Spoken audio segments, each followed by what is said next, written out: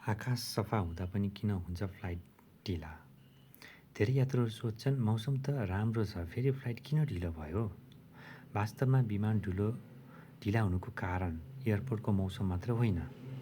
मुख्य कारणहरू: गन्तव्यको मौसम। तपाईको एयरपोर्टमा मौसम राम्रो भए पनि गन्तव्य एयरपोर्टमा कुहिरो आदि वा कम दृश्यता हुन सक्छ। Air traffic congestion. आकाशमा धेरै विमान हुँदा एयर ट्राफिक कन्ट्रोलरले सुरक्षित दूरी कायम गर्न टेकअफ वा ल्यान्डिङ ढिला गराउन सक्छ। Air traffic flow management. कुनै क्षेत्रमा अत्याधिक ट्राफिक भएमा विमानलाई निश्चित समयमा मात्र उडान अनुमति दिइन्छ, जसले ढिलाइ हुन सक्छ। टेक्निकल इन्स्पेक्सन। उडानअघि सानो प्राविधिक जाँच वा मर्मत आवश्यक परेमा सुनिश्चित गर्न केही समय लाग्न सक्छ।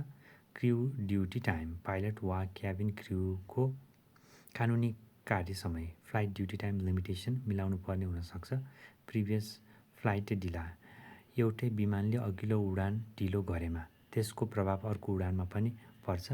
निष्कर्ष: सफा आकाशले मात्र समयमै उडानको ग्यारेन्टी गर्दैन। प्रत्येक उडानको पहिलो प्राथमिकता सेफ्टी हो, त्यसपछि मात्र schedule. Remember, it is better to arrive late than not arrive at all. Thank you.